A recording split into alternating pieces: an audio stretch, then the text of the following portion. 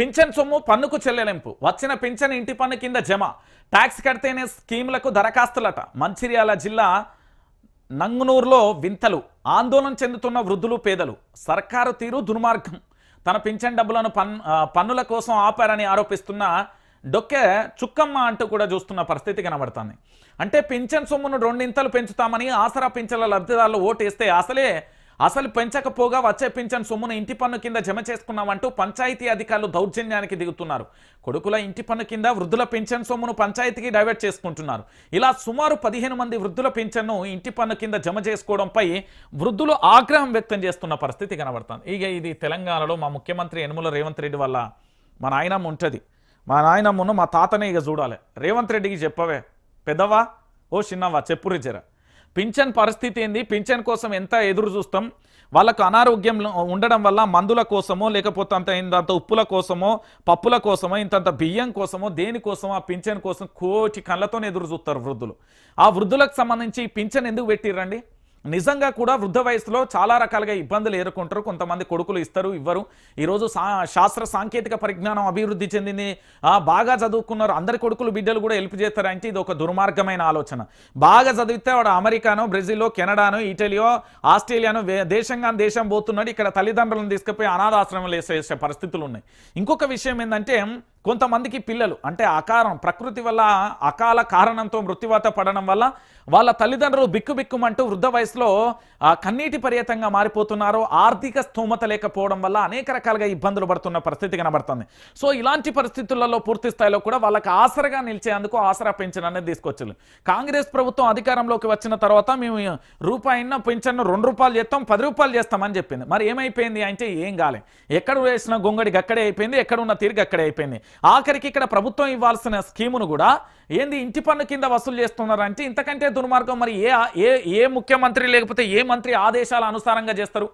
అసలు నిజంగా మనం వాస్తవాలు మాట్లాడుకుంటే ఈ అధికారులకు మానవత్వం అనే కోణం ఉంటే నిజంగా మీరు విధులే నిర్వహిస్తే నిజంగా కూడా వృద్ధాప్య పింఛన్ను ఇంటి పన్ను కింద ఎట్లా జమ చేస్తారండి?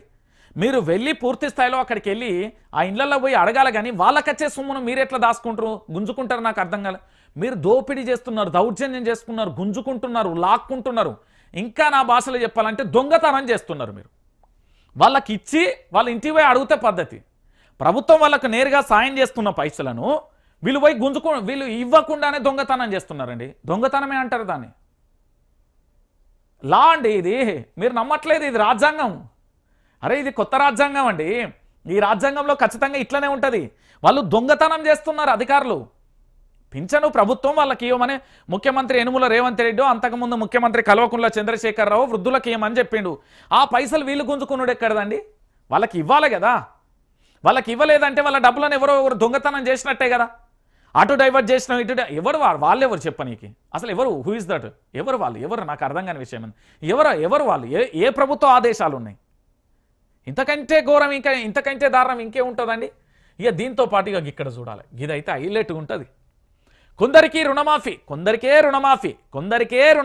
నిజమే. ఎవరంటున్నారు? సంగారెడ్డి జిల్లా నేరడిగుంట గ్రామ సభలో మంత్రి రాజనరసింహ. ఎవరైనా మళ్ళా మర్చిపోయారు, ఈయన తెలుసు కదా, ఆరోగ్య శాఖ మంత్రి వర్యులు దామోదర రాజనరసింహ. రైట్, ఒకసారి చూడు. గ్రామ సభలో అంగీకరించిన మంత్రి రైతులందరికీ రుణాలు మాఫీ కాలేదు. ఒక్క నేరేడుగుంట ఊళ్ళోనే 127 మందికి రైతులకు రుణమాఫీ జరగలేదు. దామోదర రాజనరసింహ వ్యాఖ్యలు అంటూ కూడా చెప్పిన పరిస్థితి కనబడుతుంది. ఒక్కసారి మా గ్యారడీ చేసే గ్యారడీగాళ్లకు ఈ వార్త అంకితం. రైతు రుణమాఫీ సంపూర్ణంగా జరగని విషయం వాస్తవమేనని నేరేడుగుంటలోని 345 మంది రైతులకు 2.81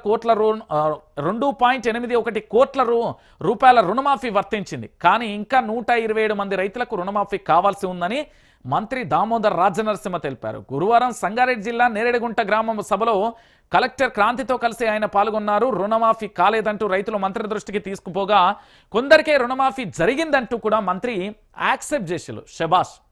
ఇట్లా నిజాలను ఒప్పుకుంటే దామోదర్ రాజనరసింహ గారు మీరు సెల్యూట్. ఇది వాస్తవాలు. ఎందుకంటే మా ముఖ్యమంత్రి యనుమల రేవంత్ రెడ్డి అందరికీ రుణమాఫీ అయిపోయింది అన్నాడు. మా పొంగులేటి శ్రీనివాసరెడ్డి రుణమాఫీ అయిపోయింది అన్నాడు. దాని తర్వాత మా వ్యవసాయ శాఖ మంత్రి తుమ్మల నాగేశ్వరరావు రుణమాఫీ అయిపోయింది అన్నాడు. ఆఖరికి మా డిప్యూటీ ఉప ముఖ్యమంత్రి బట్టి విక్రమార్క గారు రుణమాఫీ అయిపోయిందన్నారు. కానీ రియాలిటీ ఏంది? ఇగో ఇది వాస్తవం. చెంప చెల్లు అనిపించే వార్త వాళ్ళ మంత్రే చెప్పిండు, మనం చెప్పలేం. ఎందుకు ఈ మాట చెప్తున్నా అంటే వాళ్ళే చెప్పిర్రండి. రుణమాఫీ ఎవరు చేసిర్రు? రాష్ట్ర ప్రభుత్వం 100% అయిపోయిందని మా ముఖ్యమంత్రి చెప్పిండు.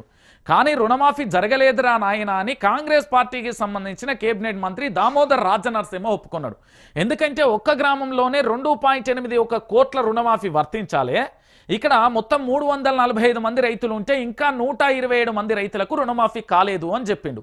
అంటే 127 మంది రైతులకు ఒక్క గ్రామంలోనే కాలేదు అంటే తెలంగాణ రాష్ట్ర వ్యాప్తంగా ఉన్న 70 లక్షల మంది రైతులకు సంబంధించి అంటే ఆల్మోస్ట్గా ఈయన లెక్కల ఎట్లా క్యాలిక్యులేట్ చేసుకున్నా 12,000 చిల్ల గ్రామాలు ఉంటాయి.